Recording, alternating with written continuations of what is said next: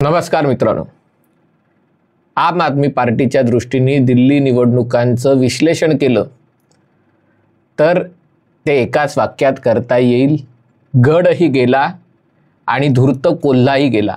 आता त्याला धूर्त कोल्हा म्हणायचं का लबाड लांडगा म्हणायचं ते तुम्ही ठरवायचं आहे. पण अरविंद केजरीवाल यांचा त्यांच्याच बाले किल्ल्यामध्ये म्हणजे दिल्लीमध्ये पराभव झालेला आहे. भाजपच्या प्रवेश वर्मांनी त्यांचा पराभव केलेला आहे. नुसते केजरीवालच नाही तर त्यांचे अनेक सहकारी देखील एक तर पराभूत झालेले आहेत किंवा पराभवाच्या छायेखाली आहे. त्याच्यामध्ये मनीष सिसोडिया आहे, त्याच्यामध्ये सोमनाथ भारती आहेत, आय थिंक सत्येंद्र जैन पण होते.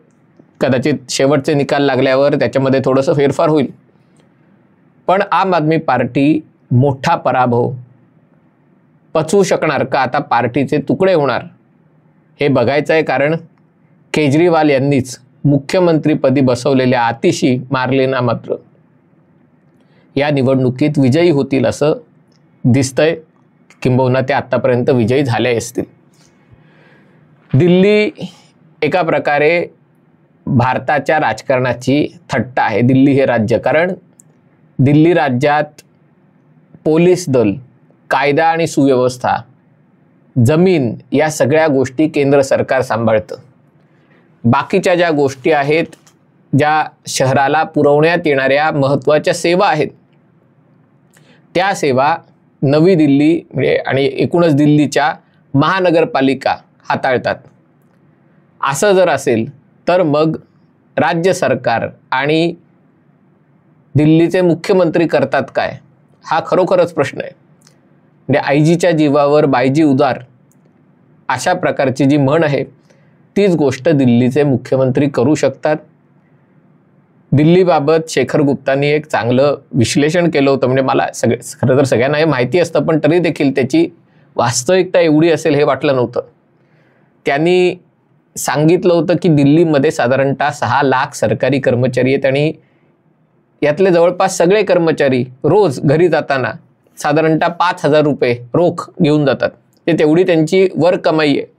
ही कदाचित सरासरी असेल, पण चतुर्थ श्रेणी कर्मचारी ही फाईल पोचवून, दरवाजा उघडून, वेळ देऊन न देऊन पैसे कमावतात आणि वरचे लोक तर काही सांगायलाच नको.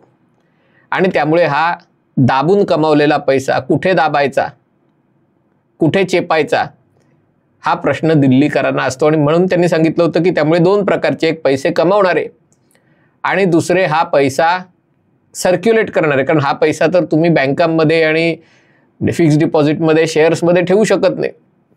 मग हा पैसा धंद्यासाठी वापरला जातो. आणि त्यामुळे दिल्लीची जी अवस्था आहे की प्रत्येक घरात दुकान, म्हणजे दिल्लीचं जे दुकान मकान सिस्टीम आहे, खाली दुकान वरती मकान, ते त्याच्यातनं आलेलं आहे. प्रत्येक घरामध्ये काही ना काहीतरी धंदा आहे. आणि त्यामुळे दिल्लीकरांना भ्रष्टाचाराचं अजिबात वावडं नाही आहे. त्यांच्या दृष्टीने भ्रष्टाचार हाच शिष्टाचार आहे. आणि हे अरविंद केजरीवाल यांनी वेळीच ओळखलं. कारण ते ही मूळच्या सिस्टीममधनंच आलेले आहेत. सिस्टीम साफ करायला आले असले तरी ते देखील सिस्टीममधनंच आले होते. आणि त्यांची देखील जेव्हा पदावर होते तेव्हा बरीच वर्ष दिल्लीच्या बाहेर पोस्टिंगही झाली नव्हती. याचा अर्थ सिस्टीमचा फायदा घेऊनच ते सिस्टीममध्ये राहिले होते. पण एखाद्या माणसाचं पतन व्हावं, ते किती वेगाने पतन व्हावं याचं उदाहरण अरविंद केजरीवाल आहे. कारण एक काळी जमिनीवर झोपणारा कार्यकर्ता नंतर कोट्यावधी रुपयांचा शीश महाल बांधून मोकळा झाला. आणि हा सगळा डाऊनफॉल, ही सगळी घसरण अवघ्या 10 वर्षात झाली. एकेकाळी लोकशाहीमध्ये उत्तरदायित्व, पारदर्शकता, स्वराज, जे प्रत्येकाला स्वतःचं राज्य वाटलं पाहिजे असं व्यवस्था लोकशाहीमध्ये आली पाहिजे, या तत्वांनी पुढे जाणारा किंवा असं दाखवणारा एक माणूस, पक्ष म्हणजे मी आणि मी म्हणजेच पक्ष, इतक्या थराला जातो. म्हणजे एवढी तर हुकुमशाही इंदिरा गांधींनी केली नव्हती. पण या थराला जाऊन हा माणूस काम करू लागला आणि तरी देखील दिल्लीकर त्याला निवडून देत होते. आणि त्यामुळे देशातल्या इतर भागातल्या लोकांना हा प्रश्न पडत होता की नेमकं केजरीवाल यांचं काय चाललंय, की कारण त्यांच्याबद्दल कुतूहल होतं. कारण दिल्ली जरी छोटीशी असली तरी ती देशाची राजधानी आहे, देशातल्या मीडियाची राजधानी. आणि या मीडियाला देखील विकत घेऊन, म्हणजे जसं लोकांना केजरीवाल यांनी विकत घेतलं होतं, 4 गोष्टी: मोफत वीज, मोफत पाणी, आरोग्य सेवा आणि शिक्षण व्यवस्था. आता त्याच्यात आरोग्य सेवा आणि शिक्षण व्यवस्था याच्यामध्ये करण्यासारखं फारसं काही नव्हतं, पण एक बोट करायचं आणि 4 बोटं सांगायचं, अशा प्रकारचं फंक्शनिंग, अशा प्रकारचं काम केजरीवालांचं होतं. पण त्यात त्यांना प्रचंड यश मिळालं. आज 10 वर्षांनी, थोडंसं अधिक, पण 10 वर्षाची सत्ता उपभोगल्यानंतर दिल्लीच्या जनतेने त्यांना लाथाडलं आहे. कदाचित जेव्हा पूर्ण निकाल लागतील तेव्हा भाजप 50च्या वरती गेला असेल. कारण गेल्या काही वर्षातला अनुभव आहे की सकाळी जे मार्जिन असतं विजयी पक्षातलं आणि पराभूत पक्षातलं, ते वाढत जातं. पण यातली सगळ्यात महत्त्वाची गोष्ट म्हणजे काँग्रेसनी आपला सातत्यपूर्ण परफॉर्मन्स याही वेळेला कायम ठेवलेला आहे. याही वेळेला काँग्रेसला 0 जागा मिळालेल्या आहेत. म्हणजे आपलं 0, सलग 3 वेळा दिल्लीवर सत्ता गाजवल्यानंतर काँग्रेस सलग 3 वेळेला 0 मिळवतं. हाच एक त्याच्यातल्या त्यात रेकॉर्ड आहे. काँग्रेसचं जे पतन झालेलं आहे, अशाच प्रकारचं पतन काँग्रेसचं उत्तर प्रदेशमध्ये झालं होतं. तिकडे काँग्रेस कधीही उठू शकला नाही. अशाच प्रकारचं पतन काँग्रेसचं बंगालमध्ये झालं, तिथेही काँग्रेस उठू शकला नाही. आणि त्यामुळे काँग्रेस ज्या राज्यांमध्ये अशा पद्धतीने पराभूत होतो, त्यानंतर काँग्रेस तिथे कधीही उभा राहू शकत नाही. पुढची टर्म महाराष्ट्राची असावी अशी मला अपेक्षा आहे, पण आता मी महाराष्ट्रावर बोलणार नाही. दिल्लीच्या लोकांना वाटतं की आपल्याला सगळं ताटात मिळायला पाहिजे. कारण केंद्र सरकार कुठलंही असेल, म्हणजे काँग्रेस, भाजपा, थर्ड फ्रंट, शेवटी पंतप्रधान दिल्लीत राहत असल्यामुळे, सगळे लष्करी अधिकारी दिल्लीत राहत असल्यामुळे दिल्लीची सुरक्षा ही अतिशय वरच्या पातळीवर हाताळली जाते. ती वरच्या पातळीवर हाताळली जाऊनही एकेकाळी दिल्लीत वारंवार बॉम्बस्फोट व्हायचे, अतिरेकी यायचे काँग्रेसच्या काळात, आणि त्या अतिरेक्यांसाठी सोनिया गांधींना वाईट वाटायचं, ही गोष्ट वेगळी. पण त्यामुळे दिल्लीच्या सुरक्षेवर जो खर्च केला जातो, दिल्लीच्या कायदा, या सगळ्या गोष्टींवरचा खर्च आहे. त्यामुळे दिल्लीकरांच्या खिशातनं काही जात नाही. आणि त्यामुळे जे कर दिल्लीकर देतात त्याचा दामदुप्पट बदला त्यांना मिळत असतो. केजरीवाल तर असं म्हणतात की दिल्लीकरांना प्रत्येक कुटुंबाला दर महिना 25,000 रुपयाच्या फ्रीबीज, 25,000 रुपयाच्या रेवड्या केजरीवाल वाटायचे, आणि त्याच्यातनं ते निवडून आले. दिल्लीचा आकारही जर बघितला आपण तर तोही एक मजेशीर प्रकार आहे. कारण दिल्ली यमुनेच्या डाव्या तीरावर, म्हणजे तुम्ही समोरनं बघितलं तर यमुनेच्या डाव्या तीरावर दिल्ली वसलेली होती. आणि त्याच्यातला दिल्लीचा जो दक्षिण दिल्ली, नवी दिल्ली, नंतर नैऋत्य दिल्ली आणि वायव्य दिल्ली हा भाग, आणि दुसरीकडे उत्तर आणि पूर्व दिल्लीचा भाग, म्हणजे यमुनेच्या पलीकडच्या तीरावर बसलेल्या दिल्लीचा आकारमान तुलनेने छोटं असलं तरी तिथे अतिशय दाटीवाटीनी वस्ती आहे. आणि ही वस्ती मोठ्या प्रमाणावर बेकायदेशीर आहे. आणि ही बेकायदेशीर वस्ती तयार करून त्यातनं वोट बँक तयार करण्याचं काम शीला दीक्षित यांच्या काळात, काँग्रेसच्या काळात झालं. अर्थात तेव्हा काँग्रेसनी कॉमनवेल्थ गेम होते, त्याच्यासाठी ज्या पायाभूत सुविधांसाठी खर्च केला त्याचाही फायदा त्यांना झाला. शीला दीक्षित यांची प्रतिमा ही एक घरगुती, म्हणजे कौटुंबिक स्त्री, सगळ्यांची कुटुंबातली एक व्यक्ती अशी होती. आणि त्यामुळे सलग 15 वर्ष दिल्लीत काँग्रेसची सत्ता राहिली. तेव्हा भाजप काँग्रेसला आव्हान देऊ शकला नाही. कारण काँग्रेसला आव्हान देण्यासाठी भाजपा त्या काळामध्ये, म्हणजे पहिल्यांदा वाजपेयींचं सरकार होतं, म्हणजे जेव्हा भाजपचा पराभव झाला तेव्हा, आणि त्यानंतर वाजपेयींचा पराभव झाल्यानंतर भाजपला एक उतरती कळा लागली होती, जी नरेंद्र मोदींचं नेतृत्व मिळाल्यावर भाजप पुढे आली. आणि त्यामुळे भाजप काँग्रेसला 15 वर्षात हरवू शकली नव्हती. याचं कारण भाजपला केंद्रीय पातळीवर थोडीशी उतरती कळा लागली असताना दिल्ली भाजप आहे, त्याच्यात प्रत्येकजण नेता आणि प्रत्येकजण कोणत्या तरी नेत्याचा चमचा, अशी अवस्था होती. आणि त्यामुळे भाजपाची संघटनात्मक ताकद इतर राज्यांच्या तुलनेत दिल्लीत कमी होती. जसं इतर राज्यांमध्ये नरेंद्र मोदी गुजरातचे मुख्यमंत्री म्हणून पुढे आले, महाराष्ट्रात आता देवेंद्र फडणवीस पुढे आलेले आहेत, शिवराज सिंग चौहान मध्य प्रदेशमध्ये आले होते, हिमंत विश्व शर्मा आसाममध्ये, योगी उत्तर प्रदेशमध्ये, तसं दिल्लीमध्ये भाजप. आणि आत्ताही दिल्लीचे मुख्यमंत्री कोण होणार आणि झाले तर ते किती ताकद दाखवणार, हा प्रश्न भाजपकडे होता.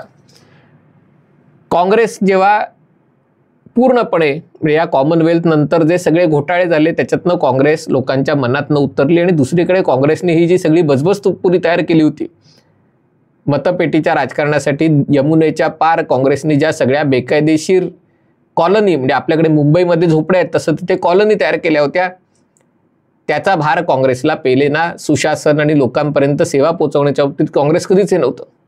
ती पोकळी आम आदमी पक्षाने साधली. 2015च्या निवडणुकीत त्यांनी 2015च्या आधी 2013 सालच्या निवडणुकीत त्यांनी काँग्रेसच्या सोबत पहिले सत्ता मिळवली. अर्थात ते सरकार फार काळ टिकलं नाही आणि त्यानंतर 2015 साली त्यांनी प्रचंड यश मिळवलं. याचं कारण लोकांची नाडी त्यांनी ओळखली. या ज्या सेवा काँग्रेस देऊ शकत नव्हते, बिजली, पाणी, शिक्षा आणि आरोग्य, या 4 गोष्टींवर काँग्रेसनी आम आदमी पार्टीनी भर दिला. 2019 सालची निवडणूक भाजपाने जिंकण्यासाठी प्रचंड मेहनत घेतली होती, पण तेव्हा 2020 साली 19 नाही पण 2020 साली त्याला एक हिंदू मुस्लिम ध्रुवीकरण झालं. भाजपाला वाटलं होतं त्याचा आपल्याला फायदा होईल, भाजपाला फायदा झाला, पण खरा फायदा आम आदमी पक्षाला झाला. कारण तेव्हा सगळं CAA विरुद्ध आंदोलन वगैरे सगळं चालू होतं आणि भाजपाकडे हिंदू मतं वळली, पण मुस्लिम मतं एक गठ्ठा जी काँग्रेसला जात होती ती सगळीच्या सगळी आम आदमी पार्टीकडे वळली. आणि याही निवडणुकीत हे दिसून आलेलं आहे की आम आदमी पार्टीला मुसलमानांची मतं मोठ्या प्रमाणावर मिळालेली आहेत. पण तरी देखील काँग्रेसनी हाराकिरी केली असली तरी भाजपाने आम आदमी पार्टीची मध्यमवर्गीयांची मतं मोठ्या प्रमाणावर घेतली. कारण ज्या गोष्टींसाठी केजरीवाल यांचं वेगळेपण लोकांना वाटत होतं त्या सगळ्या गोष्टी एकापाठोपाठ एक गेल्या. आम आदमी पक्षातनं सगळे बाकीचे नेते, योगेंद्र यादव, प्रशांत भूषण, ते मयांक गांधी, स्वाती मालीवाल, यादी मोठी आहे, अलका लांबा, ते हास्यकवी, मी नाव विसरलो, कुमार विश्वास, या सगळ्यांची हकालपट्टी करण्यात आली आणि मी म्हणजे पक्ष अशीच अवस्था केजरीवाल यांची झाली. दुसरी गोष्ट आम आदमी पक्षाच्या बाबतीत झाली ती म्हणजे ज्या भ्रष्टाचार विरोधी आंदोलनात आम आदमी पार्टी पुढे आली होती त्याच आम आदमी पार्टीचे एकाहून एक नेते दारू घोटाळ्यात अडकले, तुरुंगवास झाला, म्हणजे ती प्रतिमा देखील तुटली. तिसरी गोष्ट जी आधीपासूनच माहीत होती की बेडकी कितीही पोट फुगवलं तरी बैल होऊ शकत नाही. आम आदमी पार्टीने जी फुकटबाजीची सवय दिल्लीला लावली होती, पण आम आदमी पार्टी जी फुकटबाजी करत होती त्यालाही मर्यादा होत्या, कारण दिल्ली सरकारच्या उत्पन्नाच्या मर्यादा आहेत.